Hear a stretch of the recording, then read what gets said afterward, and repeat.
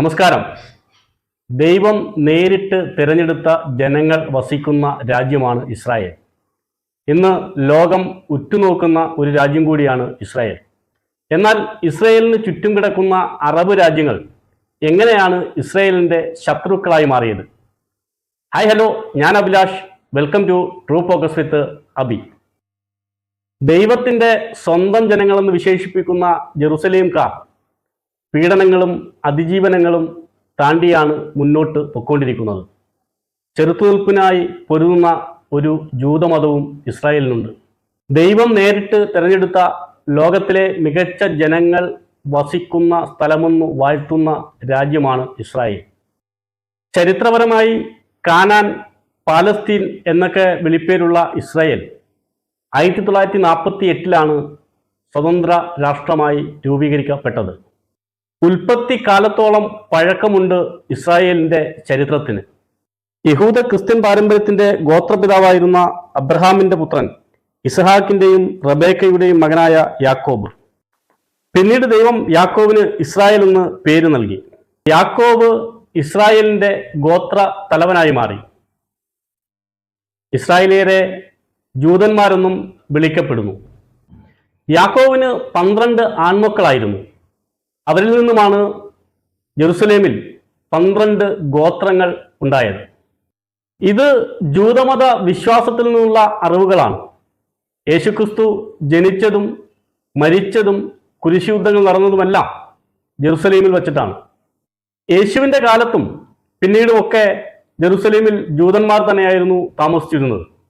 പല യുദ്ധങ്ങളും പല ഭരണമാറ്റങ്ങളും ജെറുസലേമിൽ നടന്നെങ്കിലും ജൂതന്മാർ കലപ്പില്ലാത്തവരായി തുടർന്നു വന്നു.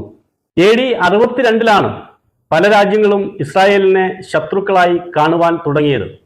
ഇസ്രായേലിൽ വലിയ ക്ഷാമം നേരിട്ട സമയത്ത് റോമൻ സാമ്രാജ്യത്തിനെതിരെ ഇസ്രായേലിലെ ജനങ്ങൾ വലിയ കലാപം അഴിച്ചുവിട്ടു.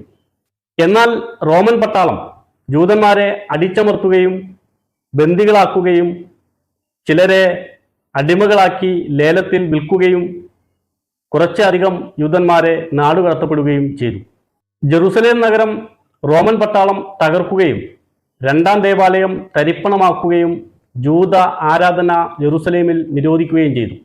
എന്നാൽ ആരാധന വിലക്കിനെതിരെ ജൂതന്മാർ വലിയ പ്രക്ഷോഭം സംഘടിപ്പിച്ചു. ഏതാണ്ട് 5 ലക്ഷത്തോളം ജൂതന്മാരെയാണ് റോമൻ പട്ടാളം കൊന്നൊടുക്കിയത്. ബാക്കിയുണ്ടായിരുന്നവരെ ജെറുസലേമിൽ നിന്നും പുറത്താക്കുകയും ജൂതാരാധന ജെറുസലേമിൽ പൂർണ്ണമായി നിരോധിക്കുകയും ചെയ്തു. കുറേയധികം ജൂതന്മാരെ റോമൻ പട്ടാളം അടിമകളാക്കി വിൽക്കുകയും ചെയ്തു. ഇതോടുകൂടി ജൂതമതത്തിൻ്റെ തകർച്ച പൂർത്തിയായി. ഒട്ടോമൻ സാമ്രാജ്യത്തിൻ്റെ തകർച്ചയ്ക്ക് ശേഷം ബ്രിട്ടീഷുകാർ ജൂതന്മാരും അറബികളും ഒരുമിച്ച് തങ്ങിയിരുന്ന പ്രദേശം ജൂത പൈതൃക പ്രദേശമാക്കി മാറ്റി. ഇതോടുകൂടി ജൂതന്മാരും അറബികളും തമ്മിൽ ബദ്ധ ശത്രുക്കളായി മാറി. ചരിത്രവും വിശ്വാസവും ചേർന്ന് വൈരാഗ്യത്തിലാക്കിയ 2 മതങ്ങൾ തമ്മിലുള്ള പോരിന്റെ കഥയാണ് ഇസ്രായേലിന്റെ ചരിത്രമായി പിന്നീട് മാറിയത്. യഹൂദർ ലോകത്തിന്റെ പല ഭാഗങ്ങളിലായി കുടിയേറി പാർത്തിരുന്നു. 1949 ഹിറ്റ്ലർ യഹൂദന്മാരെ കൊന്നൊടുക്കുവാൻ ഉത്തരവിട്ടു. ഇതോടുകൂടി പല ഭാഗങ്ങളിൽ കുടിയേറിയിരുന്ന യഹൂദർ പാലസ്തീനിലേക്ക് തിരിച്ചെത്തുകയും പിന്നീട് അറബികളുമായിട്ടുള്ള യുദ്ധം കൂടുതൽ മൂർച്ഛിക്കുകയും ചെയ്തു. പാലസ്തീൻ പ്രശ്നം ഒരിക്കലും പരിഹരിക്കാൻ കഴിയാത്ത ഒരു അന്തർദേശീയ വിഷയമായി മാറിക്കഴിഞ്ഞിരുന്നു. 1947 ഐക്യരാഷ്ട്രസഭ കൂടി പാലസ്തീനെ 2ആയിട്ട് വിഭജിക്കുവാൻ തീരുമാനിച്ചു. ഒരു ഭാഗം ജൂതർക്കും മറ്റൊരു ഭാഗം അറബികൾക്കും എന്ന നിലയിലായിരുന്നു ആ തീരുമാനമെടുത്തത്. എന്നാൽ ഈ തീരുമാനം ജൂതന്മാർക്ക് വലിയ സന്തോഷം നൽകി. എന്നാൽ അറബികൾ അതിനെ എതിർത്തു. അതുകൊണ്ട് തന്നെ ഐക്യരാഷ്ട്രസഭയുടെ ആ തീരുമാനം അവിടെ വെച്ച് നിർത്തിവെക്കേണ്ടതായി വന്നു. പുതിയ കാലത്തെ ഇസ്രായേൽ പാലസ്തീൻ യുദ്ധങ്ങൾക്ക് അവിടെ വെച്ച് തുടക്കം കുറിക്കുകയാണ്. 1948 ബ്രിട്ടീഷുകാർ പാലസ്തീൻ വിട്ടതോടെ ഇസ്രായേൽ എന്ന പുതിയ രാജ്യം പിറന്നു. ഡേവിഡ് ബെൻ ഗുറിയൻ ആയിരുന്നു ആദ്യത്തെ പ്രധാനമന്ത്രി. എന്നാൽ പുതിയ ഇസ്രായേലിനെ ശത്രുക്കൾ ആക്രമിക്കാൻ തുടങ്ങി. അറബ് രാജ്യങ്ങളായ Egypt, Syria, Jordan, Lebanon, Iran, Iraq എന്നിവർ ചേർന്ന് ഇസ്രായേലിനെ ആക്രമിച്ചു. ജോർദാൻ സൈന്യം കിഴക്കൻ ഇസ്രായേൽ കീഴടക്കി. എന്നാൽ ഈ യുദ്ധങ്ങളിൽ കീഴടങ്ങുവാൻ ജൂതന്മാർ തയ്യാറായില്ല. ജോർദാൻ നദിക്ക് പടിഞ്ഞാറുള്ള 29% ഭൂമിയും ഇസ്രായേൽ പിടിച്ചെടുത്തു. ഗാസ മുനമ്പ് ഈജിപ്റ്റ് പിടിച്ചെടുത്തു. എന്നാൽ ഇസ്രായേലിലെ അറബികൾക്ക് ഈ യുദ്ധങ്ങളിൽ ഒന്നും നേടാൻ കഴിഞ്ഞില്ല. ഏതാണ്ട് 7 ലക്ഷത്തോളം പാലസ്തീൻ അഭയാർത്ഥികൾ പല രാജ്യങ്ങളിലായി വിഭജിച്ചു പോയി എന്നാണ് കണക്കുകൾ പറയുന്നത്. ഈ യുദ്ധത്തിന് ശേഷം പല രാജ്യങ്ങളിലായി കുടിയേറിപ്പാർത്തിരുന്ന ജൂതന്മാർ ഇസ്രായേലിലേക്ക് ഒഴുകിയെത്തുകയും അവർക്ക് ലഭിച്ച ഭൂമിയിൽ വീടുകൾ പണിയുകയും ചെയ്തു. 1967 വീണ്ടും അറബികൾ ഇസ്രായേലിനെ ആക്രമിക്കുവാനെത്തി. മതവും മണ്ണും തന്നെയായിരുന്നു ആ ആക്രമണത്തിന്റെ മുഖ്യ ലക്ഷ്യവും. എന്നാൽ യഹൂദന്മാരുടെ ചെറുത്തുനിൽപ്പിനെ തോൽപ്പിക്കുവാൻ അറബ് സൈന്യങ്ങൾക്ക് ആയില്ല. ഗാസയിലും വെസ്റ്റ് ബാങ്കിലും ജൂതന്മാരുടെ ഇസ്രായേലിയൻ പതാക പാറിച്ചു.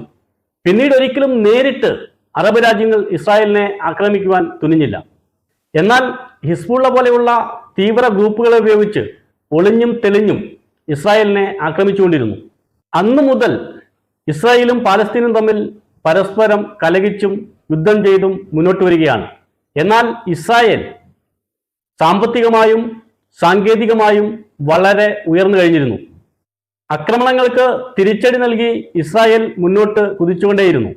തങ്ങളുടെ പൂർവികർ താമസിച്ചിരുന്ന ഭൂമിക്ക് വേണ്ടിയാണ് പാലസ്തീനും ഇസ്രായേലും യുദ്ധം ചെയ്തതെങ്കിൽ മറ്ററബ് രാജ്യങ്ങൾ മതത്തിന്റെ പേരിലും മണ്ണിന്റെ പേരിലും വംശീയതയുടെ പേരിലുമാണ് ഇസ്രായേലിനെ ആക്രമിച്ചുകൊണ്ടിരിക്കുന്നത്. ആ മതപരികളുടെ തുടർച്ചയാണ് ഇന്ന് നാം കാണുന്ന ഇസ്രായേൽ ഇറാൻ യുദ്ധവും.